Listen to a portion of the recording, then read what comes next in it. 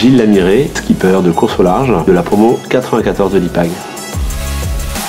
Au moment de l'IPAG, je faisais pas énormément de bateaux. À l'époque, il y avait un service militaire. J'étais embarqué sur la goélette Étoile de la Marine nationale. Il y a eu un déclic. Je me suis orienté vers le bateau. 25 ans après, chaque année est au départ des plus grandes courses en multicoque, puisque le multicoque c'est ma spécialité. Et voilà, mais je n'oublie pas l'IPAG. Dans la vie, on est libre de ses choix. Il ne faut pas avoir peur de prendre des virages. Si on pense que ce sont les bons virages, il faut y aller. Moi, j'ai su prendre des virages à 90 degrés, voire même plus. Ce n'est jamais perdu parce que dans mon métier de skipper, si je navigue peut-être que 20% de mon emploi du temps, le reste, je suis chef d'entreprise. Je cherche des partenaires, je travaille avec des entreprises de tous les domaines. Et la culture d'entreprise que m'a apporté l'IPAG m'a certainement aidé pour trouver ces partenaires et bâtir ces budgets qui me permettent d'aller courir sur les océans. Très sincèrement, c'est une école de commerce qui est assez généraliste. Elle permet aux étudiants de toucher à tous les domaines de l'entreprise, que ce soit à la fois de la finance, du marketing, des ressources humaines, etc. etc. Je suis en rapport très étroit avec les dirigeants, avec les PDG, mais ça me tient à cœur toujours avec mes partenaires d'aller au fond de l'entreprise, au contact avec les salariés et de passer dans tous les services. Et puis mes partenaires sont vraiment avec des activités très diverses. J'ai ce goût pour l'entreprise et j'adore découvrir mes partenaires et cette variété d'entreprises.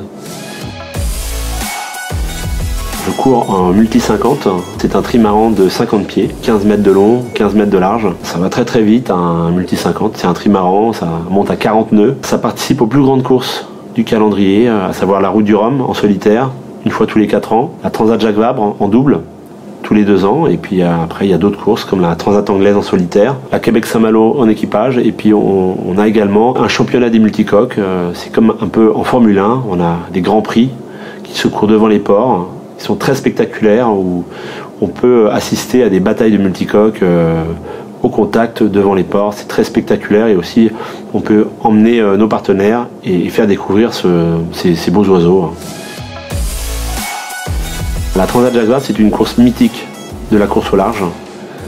Ça fait plus de 30 ans que ça existe. Ça a toujours parti du Havre. Et c'est une destination café, à cause bien sûr du café Jacques Vabre. La première destination, ça a été la Colombie, avec Carthagène. Au Brésil, ça a été Salvador de Bahia. Et donc cette année, ça a été aussi le cas. Donc on est parti du Havre et on est arrivé à Salvador de Bahia. Donc c'est une course extraordinaire puisqu'on doit franchir des tas d'obstacles. On doit sortir de la Manche, traverser le golfe de Gascogne. Ensuite, c'est une course effrénée vers le sud. On longe le Portugal, on traverse les îles Madère, les Canaries et le Cap-Vert. Et puis on arrive à une sorte de croisement entre l'Atlantique Sud et l'Atlantique Nord. Ça s'appelle le Poteau Noir, qui est une zone compliquée météorologique. Il faut la traverser. Et ensuite, on se retrouve dans l'Atlantique Sud. On retrouve les alizés du sud-est. Et puis après, on arrive au Brésil. Mais donc, c'est une course que j'ai gagnée en 11 jours.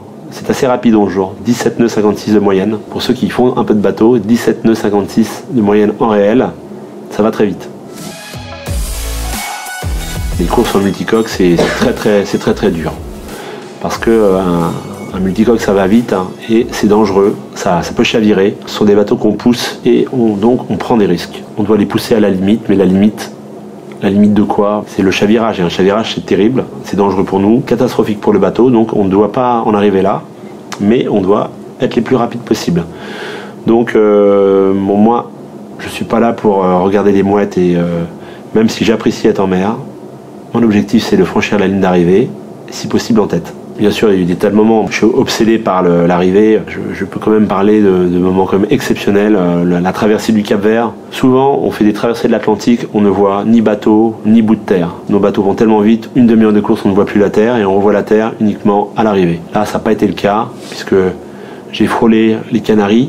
Ensuite, je suis passé au travers des îles du Cap-Vert et c'était un moment pour moi exceptionnel. Le bateau marchait 25 nœuds, mer plate et on a vu l'île de Mindelo. Beaucoup de gens s'arrêtent, beaucoup de gens voyagent pour s'arrêter à Mindelo et nous, non, on est juste passé devant et on a dit c'est pas cette fois-ci qu'on va s'arrêter, mais on a quand même apprécié de voir ce paysage volcanique du Cap-Vert. Donc ça, c'était un grand moment. Après, l'autre grand moment, c'est l'arrivée. Alors c'est simple, on n'a pas de temps pour nous. C'est un grand bateau, 15 mètres de long, mais il n'y a pas de confort à bord et on n'est jamais ensemble à l'intérieur. On fait des relais de 2 heures. 2 heures sur le pont, 2 heures à se reposer à l'intérieur. Ça veut dire qu'on ne dort jamais plus de 1 heure et demie d'affilée. Je vous assure que vous n'avez pas le temps de vous embêter parce que bien sûr, Je ne parle pas de se nourrir, de faire la météo, de faire de la com, d'échanger avec le routeur. Donc non, on n'a pas une minute à nous. Et puis quand on est sur le pont, on est à 100%, voire à 200% pour le bateau.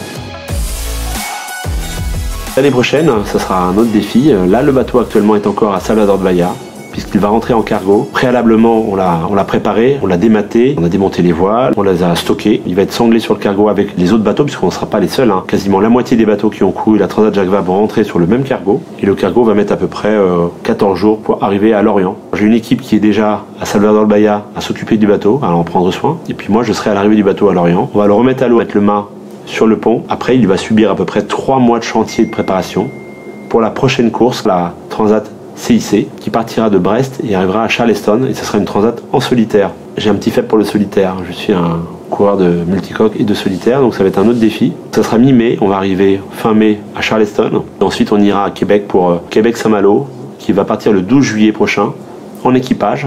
Une autre grande course, cette fois-ci toute l'équipe va venir me rejoindre à Québec, et on partira à 4.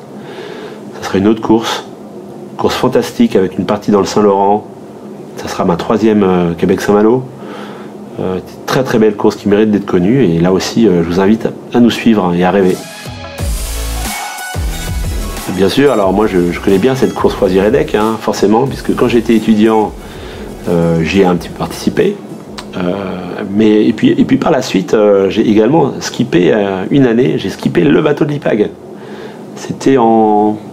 C'était vers les années 2000. Alors, mais c'était un bateau de croisière qui n'était pas un bateau très performant, mais en tout cas, j'avais couru sous les couleurs de l'IPAG sur ce bateau, et puis c'était plutôt très sympa. Et puis régulièrement, je me rends au départ de la course Croisière-EDEC pour faire de l'événementiel, et peut-être, qui sait, ça sera peut-être le cas l'année prochaine, avec grand plaisir. Et puis, toutes les courses sont intéressantes. Dès qu'il y a de la compétition sur l'eau, quel que soit le niveau, c'est la même chose. On a une ligne de départ, une ligne d'arrivée, et que le meilleur gagne. Pour tous les étudiants de l'IPAG, moi je suis ravi de revenir vous voir à Paris à l'IPAG, et à Nice aussi, puisque l'IPAG c'est une grande école. Et puis j'aurai un grand plaisir à venir vous rencontrer. Peut-être on organisera certainement quelque chose pour se rencontrer, et puis pour que je vous raconte un petit peu ma vie, et puis aussi les rapports qu'il y a avec le monde de l'entreprise. Parce que je pense que dans mon monde, même si ça peut paraître éloigné du monde de l'entreprise, c'est faux. Il y a beaucoup de points communs, et on peut apprendre aussi de mon expérience. Donc je pourrais vous en parler et essayer de vous transmettre cette expérience.